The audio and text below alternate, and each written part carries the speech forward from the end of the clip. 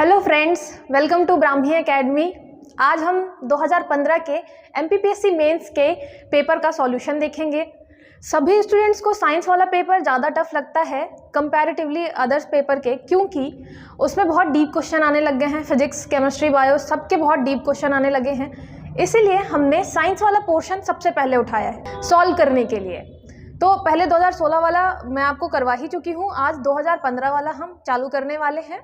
तो चलिए देखते हैं। सबसे पहले अपना वही पैटर्न रहेगा, 3 मार्कर रहेंगे, फिर उसके बाद अपने 5 मार्कर, फिर 11 मार्कर। ठीक है, अलग अलग आपके वीडियोस में रहेंगे, जिससे आप एक बार में बहुत ज़्यादा बर्डन नहीं हो देखने में।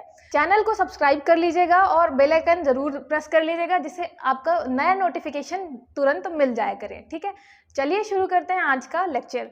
आज 3 मार्कर का है। सबसे पहला अपना क्वेश्चन 2015 में आया था, argon gas and its uses. अब ये आपको 3 लाइनों में लिखना है। ठीक है, तो उसी के हिसाब से मैंने सारे सॉल्यूशन यहाँ पे लिखे हैं। सबसे पहले आप बता देंगे कि है ये क्या, मतलब ये गैस किस टाइप की है। तो ये है कलरलेस, ओडरलेस और एक नोबल गैस है। आपको पता है आर्गन गैस जो है वो एक नोबल गैस है और सबसे ज़्यादा 3rd नंबर पे अबंडेंस में पाई जाती है अर्थ में। ठीक है, इसके अलावा फिर हमने बता दिया गैस क्या है, फिर उसका यूज बताएंगे, क्योंकि दूसरी लाइन में आपको यूज बताना है।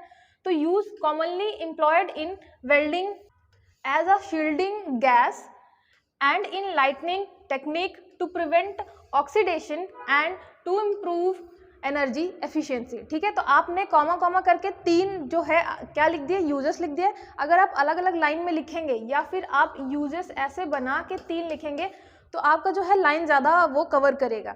तो आपने बता दिया आर्गन गैस है क्या और फिर उसके यूजेस दूसरी लाइन में। ठीक है, और आपको 3 लाइनें मिलेंगी ही लिखने के लिए। नेक्स्ट देखते हैं जेल क्रोमेटोग्राफी। जेल क्रोमेटोग्राफी क्या है, एक ये सेपरेशन टेक्निक है। तो technique for separating and purifying molecules based on their size के हिसाब से हम क्या करते हैं, सेपरेट करते हैं इस टेक्नोलॉजी में। ये किस में यूज होती है, बायोकेमिस्ट्री में यूज होती है, such as separating different size proteins. ठीक है, डिफरेंट साइज के प्रोटीन को क्या करने के लिए, अलग अलग करने के लिए हम यूज करते हैं जेल क्रोमेटोग्राफी। तो आपने बता दिया ये क्या है, ये एक सेपरेटिंग टेक्निक है। सेपरेटिंग और प्यूरिफाइंग टेक्निक हो गई, कहाँ पे, साइज के हिसाब से ये काम करती है। बायोकेमिस्ट्री में यूज करते हैं, एग्जाम्पल दे दिया डिफरेंट साइज प्रोटीन को अलग करने में। ठीक है, नेक्स्ट देखते हैं रसल सॉन्डर्स कपलिंग। ये क्या है, ये थोड़ा सा बिल्कुल अलग से क्वेश्चन आ गया था, बिल्कुल दिमाग के ऊपर जाने वाला। तो ऐसे हर बार आप देखेंगे साइंस में 1 से 2 क्वेश्चन आपको मिलेंगे जो दिमाग के ऊपर जाएंगे, मतलब समझ ही नहीं आएगा कि ये कहाँ से आ गया। तो ऐसे ही ये आया था 2015 में। RS coupling, Russell Saunders coupling क्या है ये, इसको LS कपलिंग भी कहते हैं। LS कपलिंग क्या करता है, ये डिस्क्राइब करता है coupling of angular momentum and spin in atoms. Atom में एंगुलर मोमेंटम और स्पिन क्या करता है, डिस्क्राइब करता है, उसकी कपलिंग डिस्क्राइब करता है। ये क्या कर रहा है, ये एक्सप्लेन कर रहा है splitting of energy levels in complex atomic spectra. ये है आपका रसल सॉन्डर्स कपलिंग। आपको बस डेफिनेशन याद रखनी है और उसका काम बता देना है, ज़्यादा दिमाग ही नहीं लगाना है। ये डिस्क्राइब करता है एंगुलर मोमेंटम और स्पिन इन एटम्स। उसके अलावा जो एनर्जी लेवल अलग अलग होती है उसको भी एक्सप्लेन करता है। ठीक है, नेक्स्ट देखते हैं आइसोबार। आइसोबार आपका काफ़ी कॉमन क्वेश्चन है, 1-2 बार और ज़्यादा पूछा जा चुका है पेपर में। तो आइसोबार क्या है, यहाँ पे आप देखेंगे कि मास नंबर जो है वो सेम है लेकिन डिफरेंट एटॉमिक नंबर है। तो आइसोबार और आइसोटोप में यही एक डिफरेंस है कि एक में आपका मास सेम रहता है, एटॉमिक नंबर डिफरेंट रहता है, एक में एटॉमिक नंबर सेम रहता है और मास डिफरेंट रहता है। ठीक है, तो आइसोबार क्या होगा, आइसोबार है एटम्स और ions that have the same mass number, इसका मास सेम है बट डिफरेंट एटॉमिक नंबर। ठीक है, ये एटॉमिक नंबर अलग है। आइसोबार और आइसोटोप में बहुत ज़्यादा मतलब कंफ्यूजन होता है, तो आप बहुत अच्छे से याद कर लें। आइसोबार, बार में क्या है, मास जो है वो आपका बराबर है, जो एटॉमिक नंबर है वो क्या है, अलग है। ठीक है, their total number of protons and neutrons is equal. ठीक है, ये क्यों बराबर होता है, क्योंकि नंबर ऑफ प्रोटॉन और न्यूट्रॉन इक्वल होते हैं, इसलिए आपका जो है मास वो क्या हो जाता है, बराबर हो जाता है। एग्जाम्पल हमने आयरन और कैल्शियम का, दोनों का क्या होता है, 40। ठीक है, ये हो गया आपका आइसोबार का एग्जाम्पल। तो एक एग्जाम्पल दे देना है, डेफिनेशन बता देनी है और ये बता देना है कि क्यों बराबर होता है आपका मास। नेक्स्ट देखते हैं डबल सॉल्ट्स, ये क्या है? Double salts are compounds formed when two different salts are combined in a specific ratio, ठीक है, दो डिफरेंट टाइप के सॉल्ट्स हैं, वो एक स्पेसिफिक रेशियो में हम कंबाइन कर रहे हैं, उसके बाद जो आपका सॉल्ट बनेगा वो कैसा होगा? डबल सॉल्ट बनेगा, ठीक है। फिर they retain their individual identities, मतलब वो मिक्स करेंगे स्पेसिफिक रेशियो में, लेकिन उन दोनों की आइडेंटिटी जो है वो मेंटेन रहेगी, ठीक है। इसमें फिर एग्जांपल देखेंगे, एग्जांपल हो गया आपका मोहर्स सॉल्ट। अच्छा, इतना बड़ा एग्जांपल देने की जरूरत नहीं है, आप सिर्फ क्या करें, नाम ही लिख दें तो वो पता चल जाएगा कि ये डबल सॉल्ट का एग्जांपल है। तो डबल सॉल्ट है क्या? दो ऐसे सॉल्ट है जिनको हम स्पेसिफिक रेशियो में कंबाइन कर रहे हैं, लेकिन उनकी इंडिविजुअल जो आइडेंटिटी है वो मिक्स नहीं होती है, वो क्या कह रहे हैं, रिटेन रखते हैं पूरे टाइम, ठीक है। नेक्स्ट देखते हैं नैनो टेक्नोलॉजी। आपका नैनो टेक्नोलॉजी जो है वो 10 वर्ड्स में भी पूछा गया है, 50 वर्ड्स में भी है, 11 वर्ड्स में भी है, तो आपको इसको तैयार करना है उसी लेवल से कि नैनो टेक्नोलॉजी क्या है, यूज़ क्या है। अच्छा, 2016 में नैनो टेक्नोलॉजी का यूज़ एग्रीकल्चर में पूछा हुआ था, उसके अलावा अभी ये 10 शब्द मतलब वर्ड्स में आ गया, वो 50 वर्ड्स में था, नैनो टेक्नोलॉजी का यूज़ इन एग्रीकल्चर। ऐसे ही 11 मार्क्स में भी आ सकता है नैनो टेक्नोलॉजी का use in different sector, application पूछ लिया तो आपको बहुत सारे सेक्टर्स में उसके एप्लीकेशन बताने पड़ेंगे। तो ये आप पूरा तैयार रखिएगा 10 शब्दों 50 शब्दों और जो आपके 11 मार्क्स हैं उसमें सब के लिए, ठीक है। इसमें क्या करेंगे, सीधे सीधे बताएंगे, डेफिनेशन बताएंगे सबसे पहले। तो नैनो टेक्नोलॉजी क्या है? Manipulation and control of matter at the nano scale. हम कोई भी डिवाइस बना रहे हैं या मैटर बना रहे हैं नैनो स्केल लेवल पे, ठीक है, तो manipulation and control of material at nano scale level. Nano scale बता दिया हमने 1 to 100 नैनो स्केल 10⁻⁻⁹। एप्लीकेशन क्या हुआ? In various field including electronics हो गया, medicine, energy and material science. Electronics में आप कंप्यूटर लैपटॉप देख ही रहे हैं, मेडिसिन में हो गया, ठीक है, उसके अलावा एनर्जी में हो गया, ये सारे चीज़ों में हम नैनो टेक्नोलॉजी यूज़ कर रहे हैं। तो आपने डेफिनेशन बता दी सबसे पहले, तो manipulation and control of material at nano scale, उसके बाद बता दिया कि एप्लीकेशन क्या क्या है, हर फील्ड में, मेडिसिन में है, एनर्जी में है, मटेरियल में है, ठीक है, ये सारी चीज़ें। नेक्स्ट देखते हैं क्लोन। क्लोन क्या है? Cloning is the process of creating an identical copy of organism और अ स्पेसिफिक जीन, ठीक है। यहाँ पे हम पूरे ऑर्गेनिज्म की बात कर रहे हैं कि उसकी आइडेंटिकल कॉपी बना रहे हैं, हूबहू, और आइडेंटिकल कॉपी ऑफ ऑर्गेनिज्म और उसके स्पेसिफिक जीन की, ठीक है। क्यों कर रहे हैं हम? सबसे पहले तो बताएंगे कि कैसे अचीव कर सकते हैं, थ्रू रिकॉम्बिनेंट डीएनए टेक्नोलॉजी। ये हमारी रिकॉम्बिनेंट डीएनए टेक्नोलॉजी है जिसके थ्रू हम क्लोनिंग कर सकते हैं। इसके बाद बताएंगे कि इसका यूज़ कहाँ है। यूज़ है to study disease and their treatment, ठीक है, डिजीज़ को स्टडी करने के लिए और उसके ट्रीटमेंट के लिए हम क्लोन का यूज़ करते हैं। ये क्लोन जो है आपके 50 वर्ड्स में भी आ सकता है, क्लोन एंड इट्स यूजेस, ठीक है। फिर 11 मार्कर में पूछा जा सकता है कि क्लोन क्या है, व्हाट इज क्लोनिंग। उसके बाद पूछा जा सकता है कि एप्लीकेशन ऑफ क्लोनिंग। उसके बाद पूछा जा सकता है ethical problems related to cloning, ठीक है, और इंडिया में अभी क्या सिचुएशन है क्लोनिंग से रिलेटेड, वर्ल्ड लेवल पे क्या है। तो ये आपका 5 मार्कर भी है, आपका 11 मार्कर भी है, और 10 शब्दों में भी पूछा जा ही सकता है, पूछा ही गया है मतलब यहाँ पे, ठीक है। नेक्स्ट देखते हैं reproduction in plants. Reproduction in plants ये आपका अभी किस में आया है? 10 वर्ड्स में आया है, 50 वर्ड्स में भी आ सकता है, और आपका किस में आ सकता है? 200 वर्ड्स में भी आ सकता है। तो आप उस हिसाब से इसको तैयार रखिएगा कि अगर छोटे में आता है तो कैसे लिखना है, बड़े में आता है तो कैसे लिखना है। अभी 10 वर्ड्स में क्या लिखेंगे? Reproduction in plants involve the formation of seeds और spores through processes like pollination, fertilisation and seed dispersal, ठीक है। यहाँ पे हम प्रोसेस फर्टिलाइजेशन, पॉलिनेशन और सीड डिस्पर्सल के थ्रू क्या कर रहे हैं? सीड का फॉर्मेशन कर रहे हैं, और ये कहलाता है आपका रिप्रोडक्शन इन प्लांट। प्रोसेस कौन कौन सी हैं अगर देखी जाए तो? रिप्रोडक्शन इन प्लांट सेक्सुअल भी हो सकता है, एसेक्सुअल भी हो सकता है। तो सेक्सुअल में यहाँ पे मैंने बता दिया सेक्सुअल रिप्रोडक्शन और एसेक्सुअल रिप्रोडक्शन। एसेक्सुअल रिप्रोडक्शन का मैंने क्या बता दिया? एग्जाम्पल दे दिया, बडिंग, ठीक है। तो यहाँ पे आपने रिप्रोडक्शन के बारे में बताया कि होता क्या है, हम क्या कर रहे हैं? फॉर्मेशन ऑफ सीड कर रहे हैं। प्रोसेस बता दी, फर्टिलाइजेशन हो गया, पॉलिनेशन हो गया, सीड डिस्पर्सल हो गया। फिर उसके बाद क्या किया हमने? उसके बाद हमने क्या बता दिया कि रिप्रोडक्शन 2 टाइप से हो सकता है, या तो सेक्सुअल रिप्रोडक्शन या तो एसेक्सुअल रिप्रोडक्शन। एसेक्सुअल रिप्रोडक्शन का हमने क्या किया? यहाँ पे एग्जाम्पल दे दिया, बडिंग, ठीक है। और 3 लाइनें के लिए मेरे ख्याल से इतना काफ़ी है। और जब ज़्यादा 50 वर्ड्स में आएगा तो आप थोड़ा सा डायग्राम बनाएंगे, थोड़ा और एक्सप्लेन करेंगे, 11 मार्क्स में आएगा तो उसके बाद और आप डिटेल में जाएंगे रिप्रोडक्शन ऑफ प्लांट्स के, ठीक है। प्रोसेसेस के साथ साथ आप सेक्सुअल रिप्रोडक्शन अलग समझाएंगे, एसेक्सुअल रिप्रोडक्शन अलग समझाएंगे, ठीक है। नेक्स्ट देखते हैं hereditary disease in man. Man में कौन सी हेरिडेटरी डिजीज होती हैं? सबसे पहले तो हमने बता दिया कि होती क्या है hereditary disease in man are caused by genetic mutation और abnormalities that are passed down from parents to their offspring, ठीक है। तो दो टाइप से हो सकता है आपको हेरिडेटरी डिजीज, एक तो खुद में आप में क्या हो, जेनेटिक म्यूटेशन हो जाए, या तो दूसरा पेरेंट्स में कोई अबनॉर्मलिटी रही हो, उसके बाद वो किस में हो जाए, उसके ऑफस्प्रिंग में ट्रांसफर हो जाए, ठीक है। तो दो तरीके से हो सकती है हेरिडेटरी डिजीज। इसमें क्या होता है, these disease result from Altered और फॉल्टी जीन्स। इसमें जीन जो है आपका, जीन्स वो अल्टर्ड हो जाते हैं या उसमें कुछ ना कुछ फॉल्ट आ जाता है, ठीक है। तो हेरिडेटरी डिजीज इन मैन, तो मैन में आपको मैन के ही एग्जांपल देने हैं हेरिडेटरी डिजीज के। तो कौन सा एग्जांपल हो गया, एक तो हो गया हीमोफीलिया। हीमोफीलिया जो है वो सिर्फ मैन में होता है, और एक हो गया कलर ब्लाइंडनेस।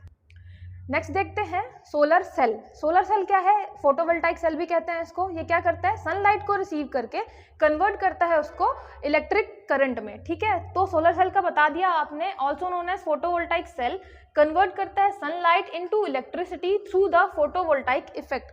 आपने इसी लाइन में बता दिया कि वो कौन सा इफेक्ट यूज करता है, फोटोवोल्टाइक इफेक्ट सोलर सेल में, ठीक है। They consist of semiconductor material. तो जो ये सेल बना होता है ये सेमीकंडक्टर मटेरियल का बना होता है। इसमें जब सनलाइट पड़ती है तो ये कन्वर्ट कर देता है किसमें, इलेक्ट्रिक एनर्जी में, ठीक है। तो ये आपका हो गया फोटोवोल्टाइक इफेक्ट, जो है आपका सनलाइट एनर्जी को कन्वर्ट कर रहा है किसमें, इलेक्ट्रिक एनर्जी में। ये क्या कर रहा है, इनेबल करता है the harnessing of renewable solar energy.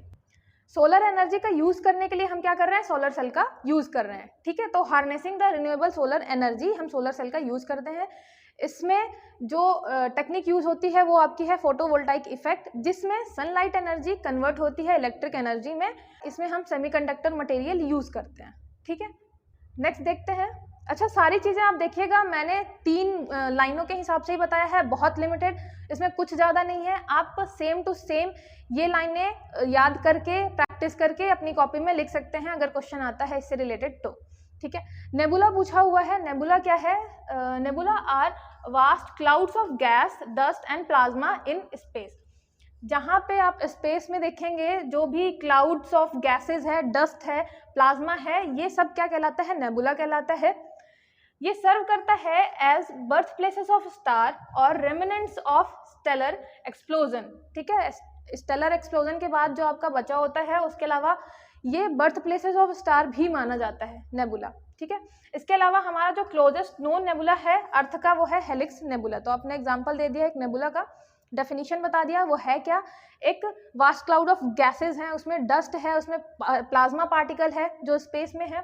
इसके अलावा बर्थ प्लेसेस ऑफ स्टार भी माना जाता है, या फिर remnant of stellar explosion, explosion के बाद जो भी बच रहा है वो आपका माना जाता है नेबुला, ठीक है। यहाँ पे हमारा सबसे क्लोजेस्ट अर्थ के कौन सा है, हेलिक्स नेबुला। तो ये आपका हो गया नेबुला की 3 मेन लाइन जो आपको वहाँ पे 10 वर्ड्स में लिखनी है। नेक्स्ट देखिए, फ्यूज।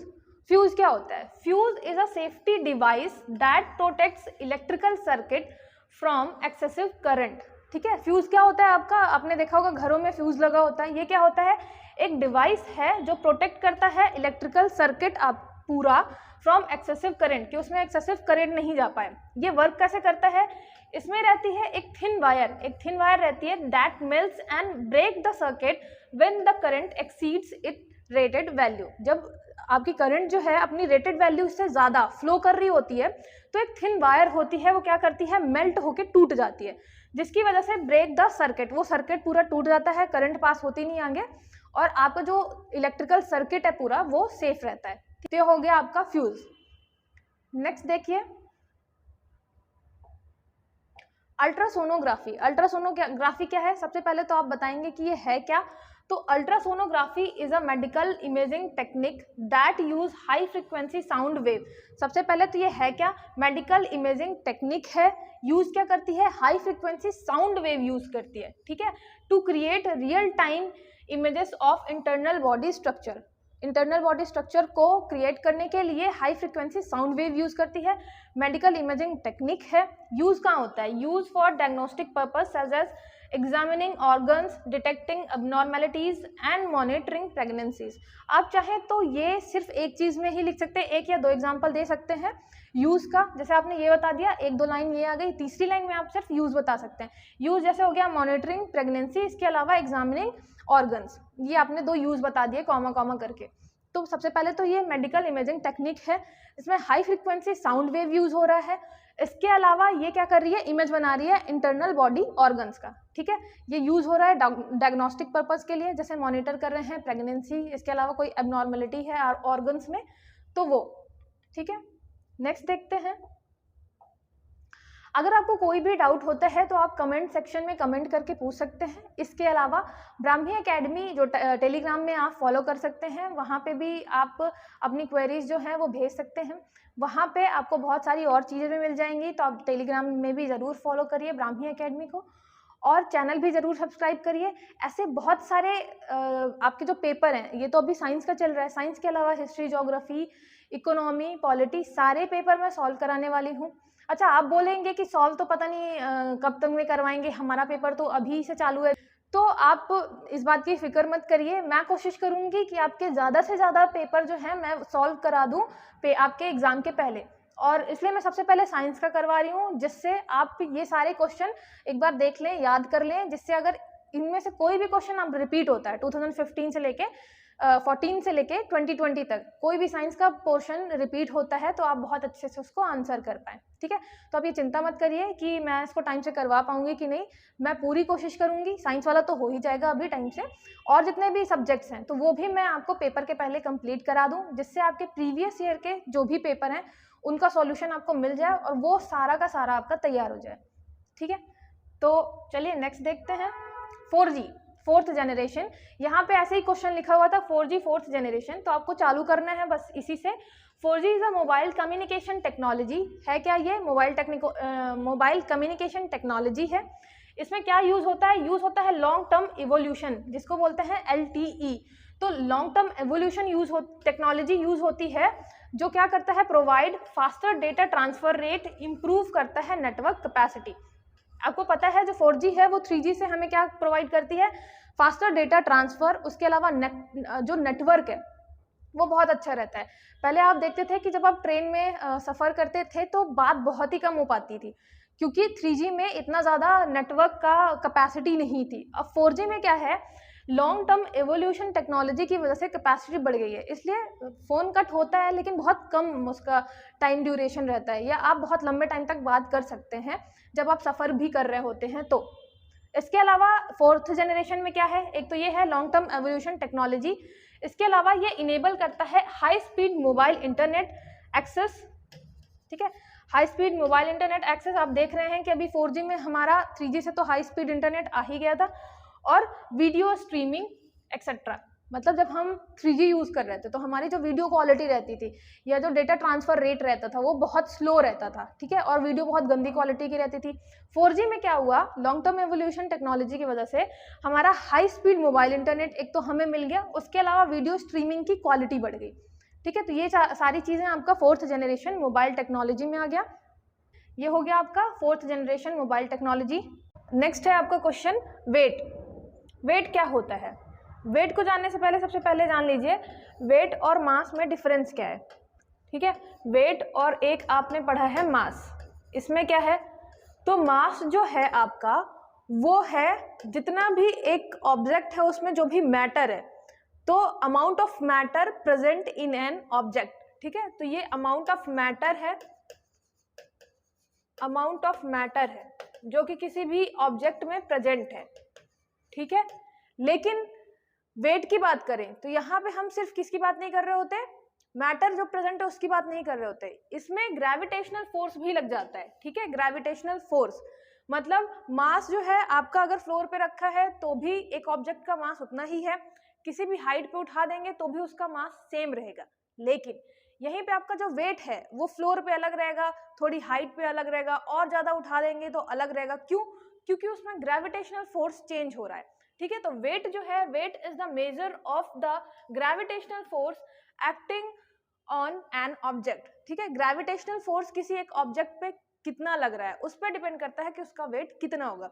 मतलब किसी भी नॉर्मल ऑब्जेक्ट की आप बात करें तो फ्लोर पे उसका जो वेट होगा वो कम होगा और मैं हाइट में उठा दूं तो उसका वेट ज्यादा होगा, ठीक है।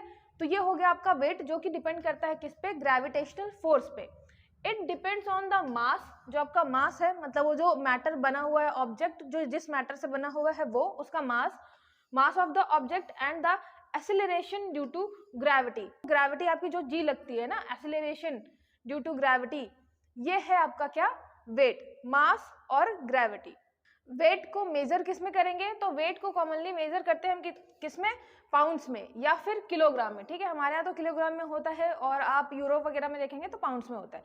ये हो गया आपका वेट का 3 लाइन का आपका आंसर, ठीक है। वेट का सबसे पहले बता दिया क्या है, major of the gravitational force acting on an object, मतलब हाइट बढ़ेगी तो आपका फोर्स बढ़ जाएगा क्योंकि यहाँ पे क्या हो रहा है, gravity, acceleration due to gravity जो है वो बढ़ रही है।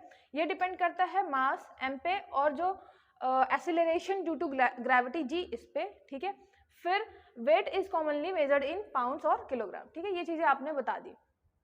तो ये पूरा कंप्लीट होता है आपका 10 वर्ड्स वाले क्वेश्चन जितने भी आए हैं 2015 में, ठीक है, साइंस वाले पेपर में, पेपर 3। अब हम देखेंगे नेक्स्ट लेक्चर में आपके जो 50 वर्ड्स वाले क्वेश्चन हैं जो 5 मार्कर वाले हैं उनका हम देखेंगे सॉल्यूशन, ठीक है। तब तक पढ़ते रहिए। कोई भी डाउट है तो आप कमेंट करके पूछ सकते हैं। टेलीग्राम पे फॉलो कर सकते हैं, ब्राह्मी एकेडमी के नाम से टेलीग्राम चैनल आपको मिल जाएगा। और अभी नेक्स्ट लेक्चर के लिए आप सब्सक्राइब कर लीजिए, बेल आइकन प्रेस कर लीजिए। मिलते हैं नेक्स्ट लेक्चर में। Thank you, all the best.